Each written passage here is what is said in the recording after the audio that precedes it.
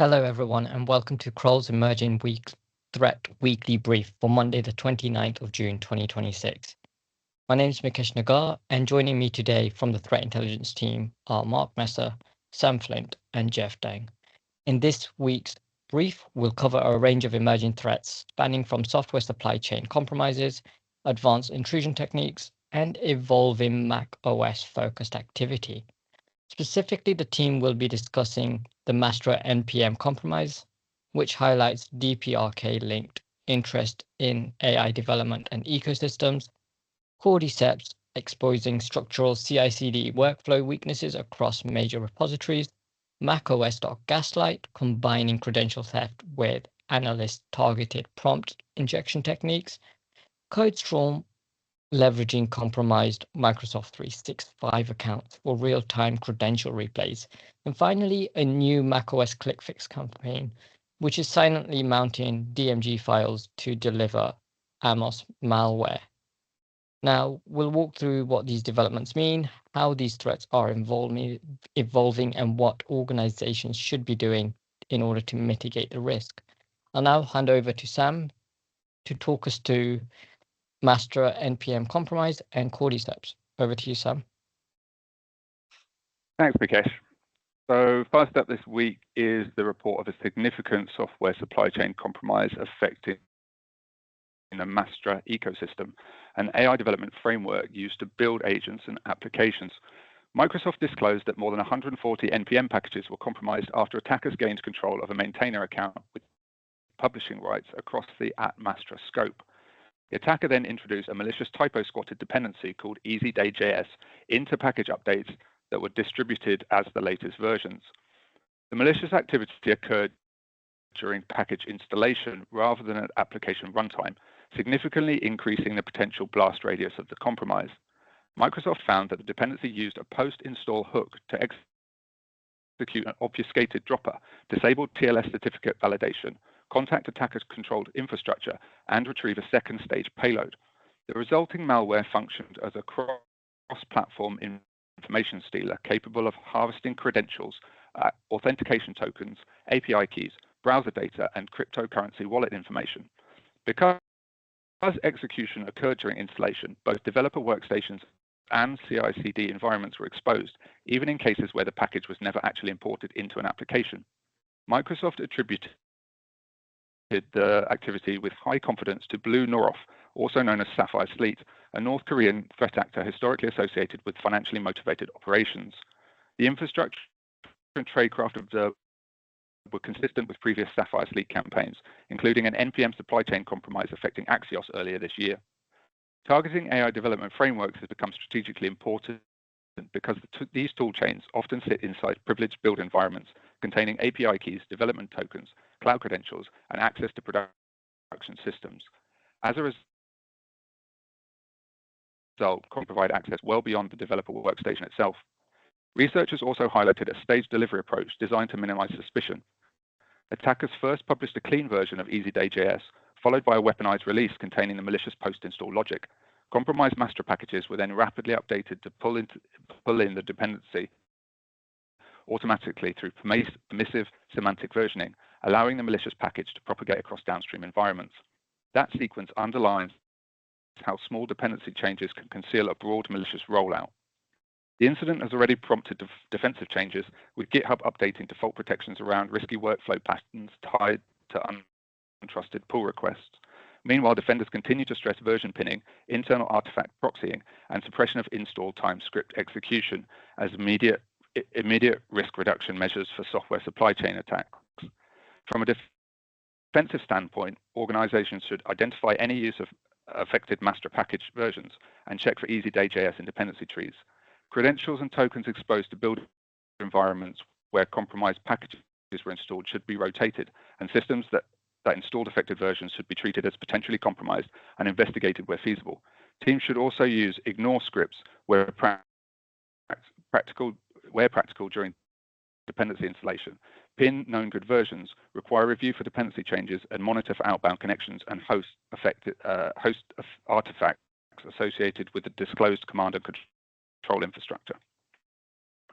And continuing the supply chain compromise theme, Our second story this week focuses on a class of CI/CD weaknesses, Cordyceps, which researchers describe as a systemic issue in GitHub Actions workflow design, rather than a flaw in any individual product.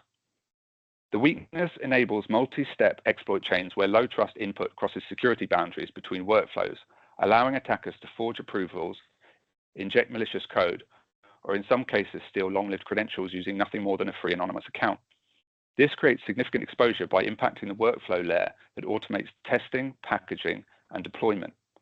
Researchers scanned roughly 30,000 high-impact open-source repositories, flagged 654 projects in a single assessment, and verified more than 300 as fully exploitable, highlighting how common insecure trust relationships remain within modern CI/CD pipelines. The exposure is not limited to smaller open-source projects, with researchers identifying vulnerabilities in projects associated with Microsoft, Google, Apache, Cloudflare, and the Python Software Foundation. In Microsoft Azure Sentinel, an anonymous pull request comment was sufficient to enable code execution and theft of a non-expiring GitHub app key. In Google AI Agent Development Kit sample repository, a malicious pull request could reportedly provide owner-level permissions over the associated Google Cloud project. Cordyceps presents an elevated risk because conventional scanners often analyze workflow files individually, missing the trust relationships that exist between them. In this case, the exposure emerges from workflow interaction, where untrusted data enters a low privilege process, is transformed or carried forward, and later influences a high privilege workflow or release step. The issue ultimately stems from how workflows interact and exchange trust, meaning secure-looking components can form an insecure pipeline when combined. This shifts the problem away from any single vulnerable file and towards the overall design of the CI/CD process itself. Organizations should consider the risk of AI-assisted development accelerating adoption of insecure workflow patterns, increasing the likelihood that flawed templates spread across large numbers of repositories. Although all of the vulnerabilities highlighted during the research have now been remediated, the broader lesson is that pipeline trust boundaries require the same level of scrutiny as application code and infrastructure secrets. From a defensive standpoint, organizations should review GitHub Actions workflows for trust transitions between untrusted and privileged jobs. Long-lived credentials should be removed from build pipelines and replaced with short-lived scoped tokens. Teams should also restrict artifact promotion and approval flows to trusted contexts, audit the use of pull request targets, workflow reuse, and comment-triggered automation, and treat CI/CD configuration as security-sensitive code subject to proper peer review. Thanks, Mukesh. Thanks, Sam. Now over to Mark to tell us more about macOS.Gaslight and Codestorm. Over to you. Thank you, Mukesh. macOS.Gaslight combines credential theft with analyst-targeted prompt injection in this next article we're going to talk about. So SentinelLABS has detailed a new Rust-based macOS implant, which they are tracking as Gaslight, a conventional infostealer with anti-analysis feature to intentionally interfere with LLM-assisted malware triage. The sample surfaced after an Apple X product update in early June and remains notable because Apple's hash-based detection appears to have preceded broad static engine recognition on VirusTotal. The malware uses Telegram bot API polling for command and control to the host, encrypts payloads with AES-GCM over certificate pin TLS, supports shell execution and file upload, and establishes persistence through a launch agent masquerading as an Apple system service. Its collection module targets browser data, terminal histories, installed applications, running processes, system profiles, and a raw copy of login.keychaindb for keychain credential theft. SentinelLABS assessed with high confidence that the implant belongs to a DPRK-aligned macOS activity cluster. The report linked the sample to Bonsai and AirPipe detection families previously associated with North Korean activity, reinforcing the continued maturity of DPRK operations against macOS, especially where credential access, persistence, and operator interactivity are required. Notably, though, the binary contains a novel 3.5 kilobyte prompt injection payload feature composed of dozens of fabricated system messages designed to trick an LLM-assisted analysis workflow into aborting or refusing analysis. Rather than evading the sandbox directly, the malware attempts to poison the analyst's AI tooling by making hostile sample data appear to be trusted instructions. This makes macOS.Gaslight an early example of malware adopting to Defender use of AI-assisted reverse engineering workflows. The underlying theft and persistence techniques are familiar, but the anti-analysis design treats security automation and analyst copilots as part of the attack surface. Recommendations are to treat malware samples and extracted strings as untrusted input within LLM-assisted workflows, isolating AI-assisted analysis environments from direct execution or instruction channels, hunting for Telegram bot API traffic and anomalous launch agent persistence on macOS endpoints, monitoring for unauthorized access to browser stores and login.keychaindb, and updating Apple security controls and EDR detections for Bonsai and AirPipe related activity. Next, we'll go ahead and move on to Codestorm using compromised Microsoft 365 accounts and real-time credential replay. ZeroBEC reported that the Codestorm phishing kit has evolved into a tenant-aware Microsoft 365 account takeover platform, not just a basic credential harvester. This campaign starts with voicemail-themed phishing emails that hide a fabricated historical email thread beneath white space, a technique designed to make the message look like a benign continuation to email security scanners. Victims are routed through rotating landing infrastructure using hash-based URL fragments that keep victim data out of standard URL telemetry. The phishing pages use obfuscation, Cloudflare turnstile, developer tool detection, and redirect traps that send analysts to legitimate Microsoft pages if inspection is detected. Beyond the disposable front end, Codestorm relies on a more stable backend that performs live Microsoft 365 tenant discovery.